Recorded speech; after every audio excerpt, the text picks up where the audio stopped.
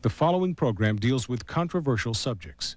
The theories expressed are not the only possible interpretation. The viewer is invited to make a judgment based on all available information.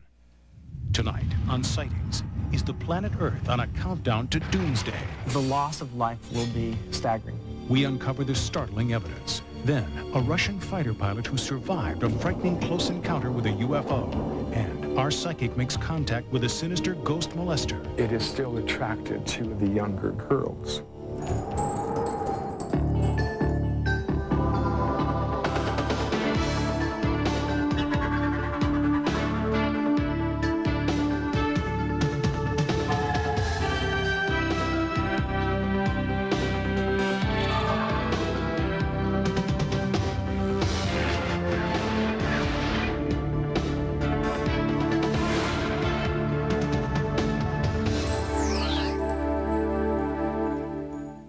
Welcome to Sightings. I'm Tim White.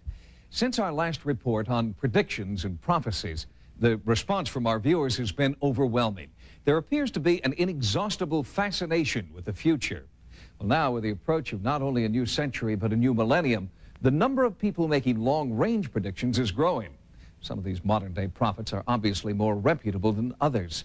But might one of them be the new Nostradamus? In the 15th century, Michel Nostradamus believed he saw the future. Interpreters of his work say he predicted major 20th century events, such as the rise of Nazi Germany, the atomic bomb, and great natural disasters. But are there prophets among us now who have the ability to see the distant future, as well as events that are only weeks and months away? We are going to lose a lot of lives. We're going to lose them through earthquakes, from volcanoes, from disease. Civilization is going to collapse, and we are going to see earth changes in the very near future. Like our ancestors said, the world will capsize and you will be destroyed.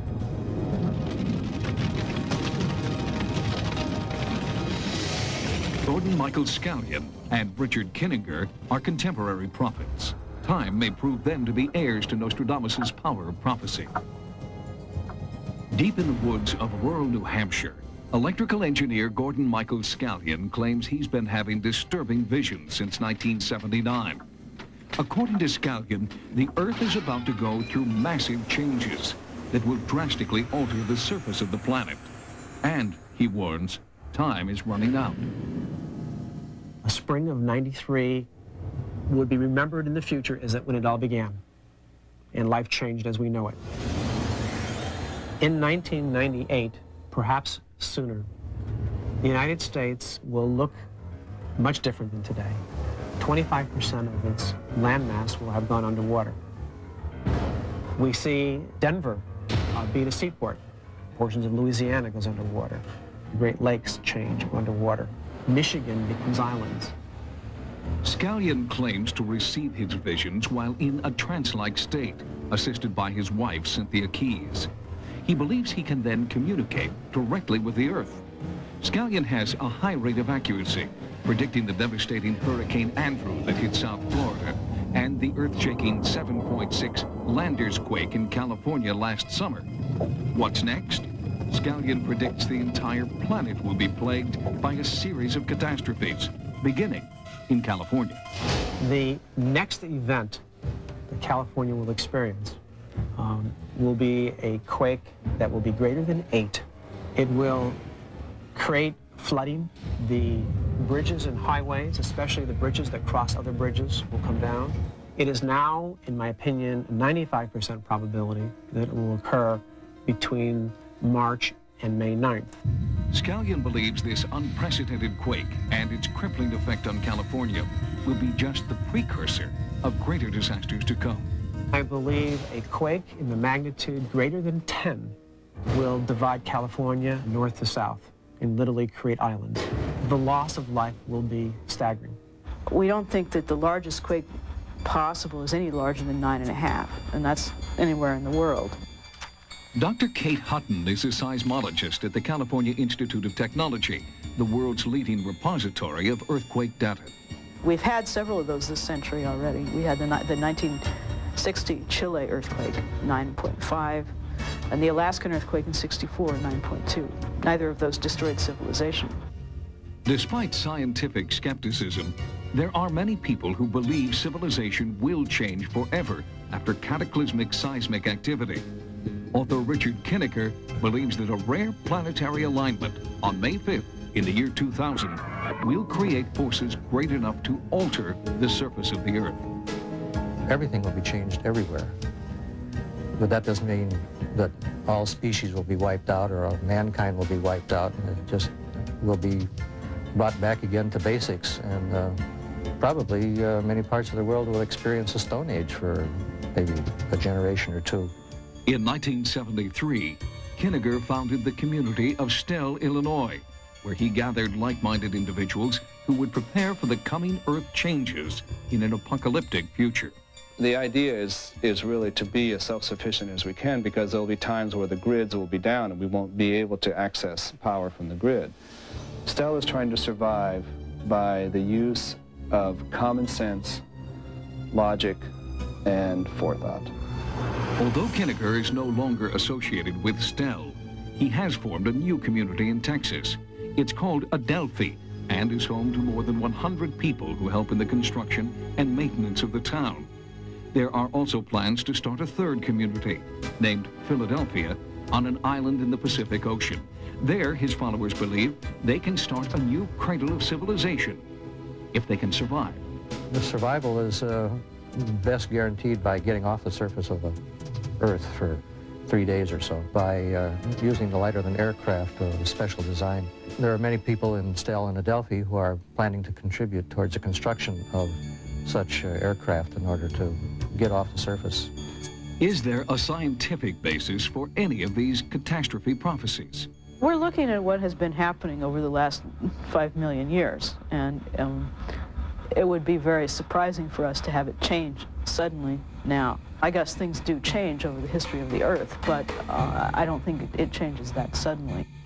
Dr. Hutton and most other Earth scientists believe in what is known as uniformitarian geology. That's the geology most of us were taught in school that suggests Earth changes occur gradually over millions of years. Author and archaeologist David Childress is an adherent of what is known as cataclysmic geology. Earth changes and geological change can happen very rapidly and suddenly. Mountain ranges and other Earth changes happen not over millions of years, but over in period of days or hours. The evidence for ancient catastrophes and cataclysms is overwhelming to us. For instance, it is a known archaeological fact that there are more than 200 sunken cities in the Mediterranean alone. Although conventional science discounts these prophecies, it is hard to ignore the accuracy of Gordon Michael Scallion or the sincerity of those who have formed communities based on the beliefs of Richard Kinnicker. Do they know something we have yet to find out? And should we pay attention to these prophecies? Perhaps the answer lies in ancient Zuni wisdom. The ancestors said, if you don't love each other and behave in a good manner, it may rain hot water. The stars may fall, towns will be destroyed, and the end will be near. Joining us now is clinical psychologist Dr. Terence Sandbeck, who specializes in the relationship between psychology and the paranormal. Dr. Sandbeck, if there's a prediction of doom or disaster, is there any evidence that people change their lifestyles, change their behavior because of it? Well, I think for the most part, probably most people don't change their lifestyle. But there are always the few who take it seriously and have to make some drastic change in what they do because someone has made some wild prediction. Why is it that people seem to be drawn to prophecies of doom and gloom more so than the upbeat and positive stories? It just seems to be the fact that that's what draws people's attention. Maybe it's the same reason we will follow a fire engine to a fire rather than a limousine to a wedding. We're coming up on the year 2000. Do you expect there to be an increasing number of prophecies? Of course. Probably more than we had in the year 200 and more than we had in the year 20. There'll be lots of prophecies. They'll have no more validity. They'll have no more realism than any prophecies given at any other time. Dr. Sandbeck, thank you very much for being with us. My pleasure. And we will be back with more sightings in just a moment. When we return, a Russian Top Gun fighter pilot who survived a frightening close encounter with a UFO tells his story in a Sightings exclusive. Coming up next. For years, ufologists have been collecting reports from pilots in the military who claim to have had contact with UFOs. Unfortunately, these reports remain unconfirmed because the pilots are reluctant to come forward. But now, one former military pilot is talking.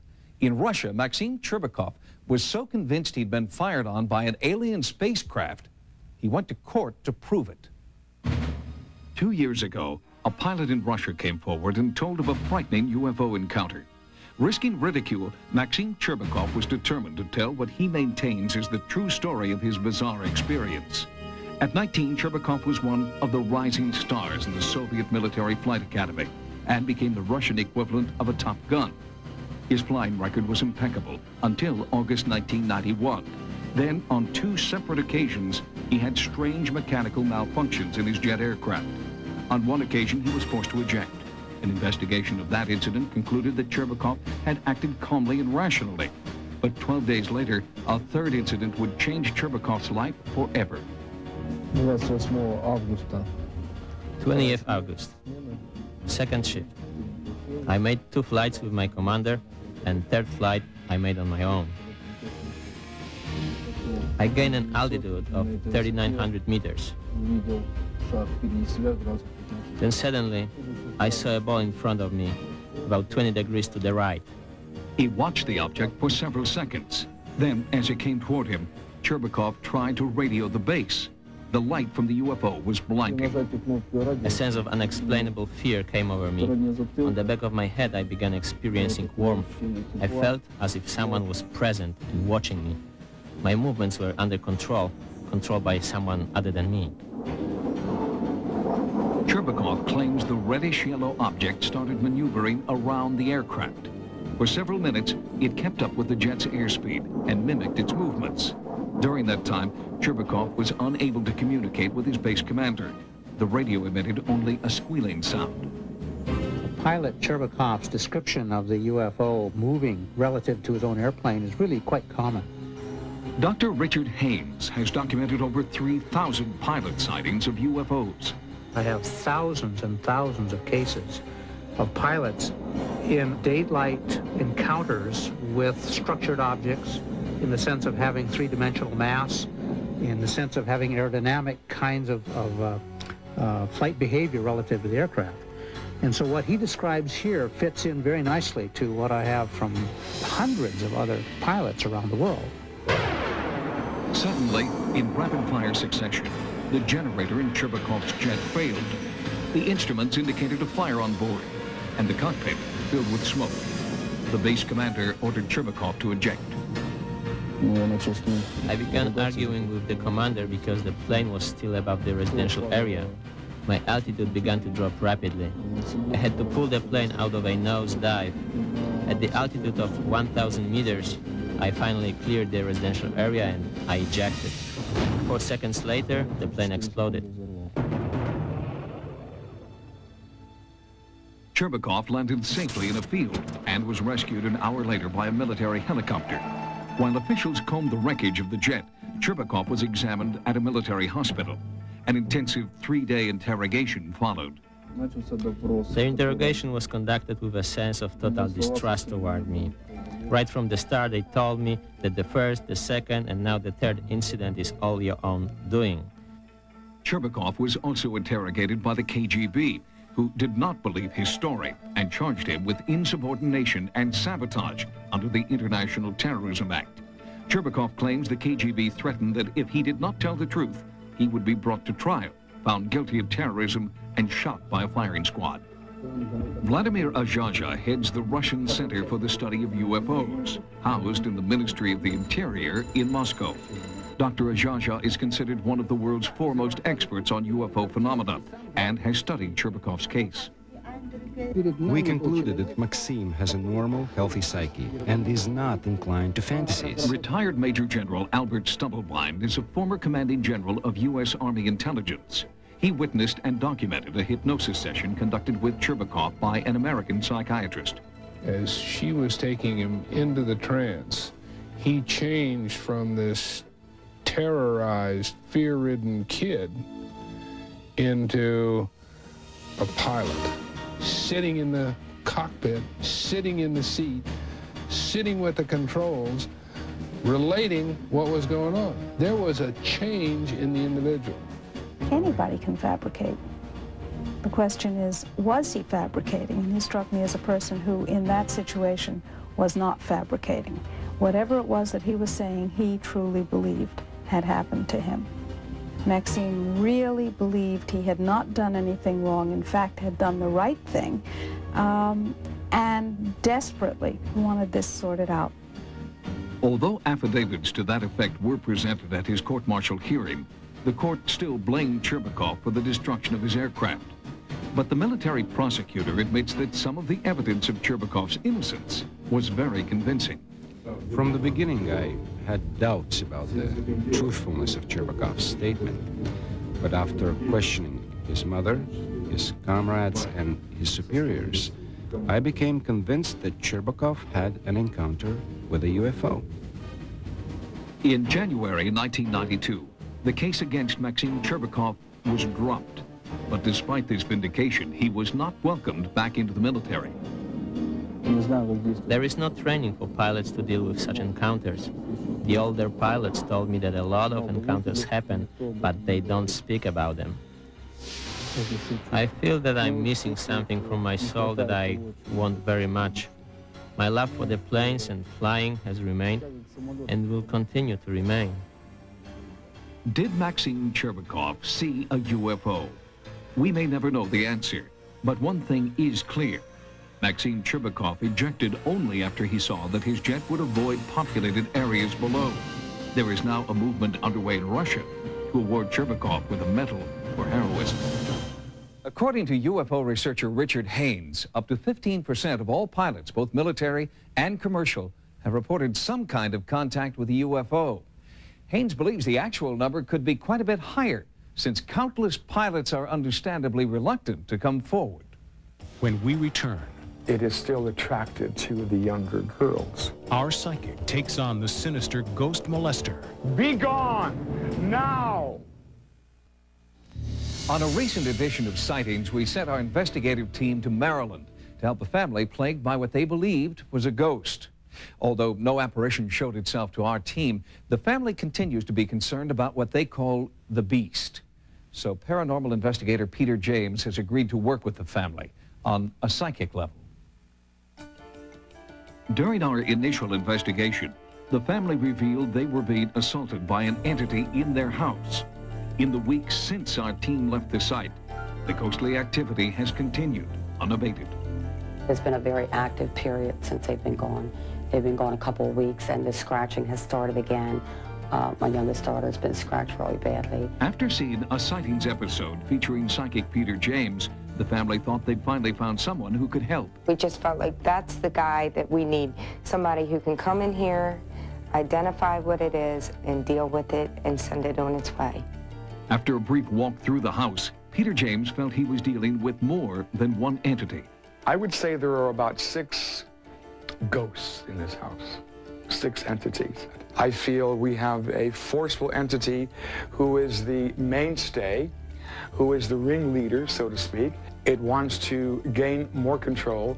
It wants to maintain control. And my being a fighter of sorts with this sort of activity, I feel that I'll clean house.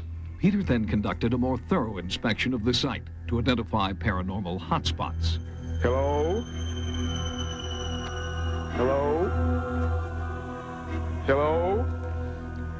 I'm getting a name that I believe dwells in this area, or certainly within this structure, and I get a name of Philip. I also receive a name of Patrick. I am rather saddened by the vibrations that are here. I feel a lot of sadness tonight, but this is truly one of the hearts of the house. The family confirmed that the laundry room and the basement were two areas where particularly bizarre events had occurred. Peter was also drawn to an upstairs bedroom. I am also picking up a female entity who is loving and that is peaceful, that I believe that dwells here, not in this room necessarily, but throughout. And I get the name of Rebecca.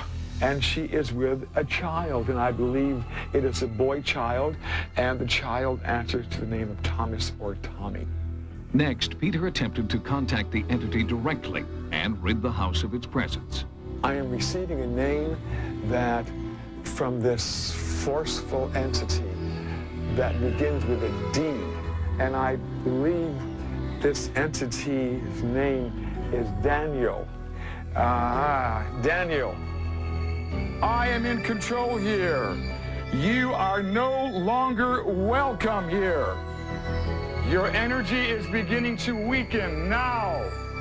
Be gone now. After Peter James' investigation, the spirit activity in the house stopped. Sightings then conducted a search of area land deeds and real estate records and found a startling document. Peter James, who had never even been to Maryland, had correctly identified the name of the original landowner, a former police chief in the area, whose first name was Daniel. Peter believes Daniel's spirit is the beast that terrorizes the family. He is continuing to stake his claim to this property. He believes that this house is his and this land is his, and they're invading his possession. If you've had a paranormal experience like the Maryland family in this segment, or captured something unexplainable on film or videotape, our Sightings investigative team would like to know. Call 1-900-740-SIGHT. Each call 75 cents a minute. Average call lasts 2 minutes, and you must be 18 years or older.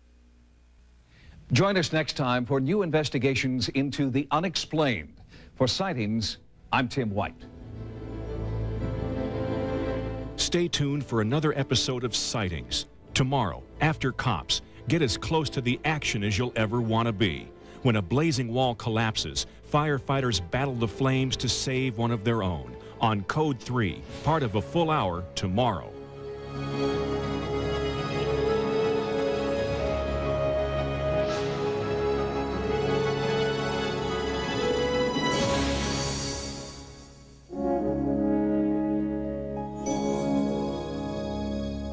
Not only a new century, but a new millennium, the number of people making long-range predictions is growing. Some of these modern-day prophets are obviously more reputable than others. But might one of them be the new Nostradamus? In the 15th century, Michel Nostradamus believed he saw the future. Interpreters of his work say he predicted major 20th century events, such as the rise of Nazi Germany, the atomic bomb, and great natural disasters. But are there prophets among us now who have the ability to see the distant future, as well as events that are only weeks and months away? We are going to lose a lot of lives. We're going to lose them through earthquakes, from volcanoes, from disease. Civilization is going to collapse, and we are going to see earth changes in the very near future. Like our ancestors said, the world will capsize and you will be destroyed.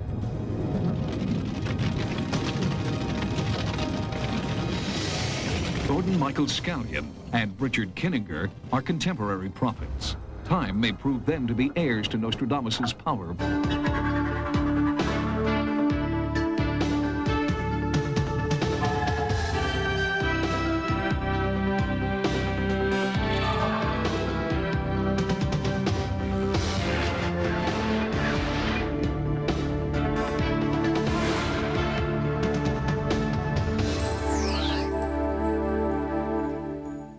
Welcome to Sightings. I'm Tim White.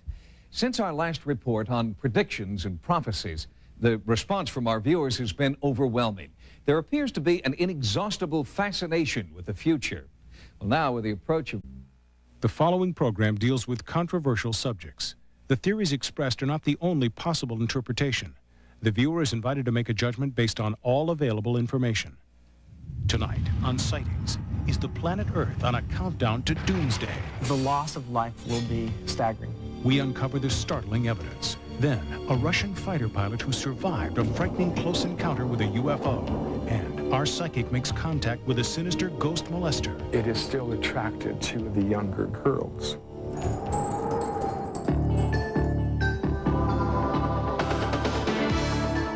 Prophecy. Deep in the woods of rural New Hampshire, electrical engineer Gordon Michael Scallion claims he's been having disturbing visions since 1979. According to Scallion, the Earth is about to go through massive changes that will drastically alter the surface of the planet.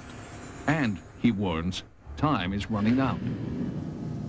A spring of '93 would be remembered in the future as when it all began, and life changed as we know it. In 1998, perhaps sooner, the United States will look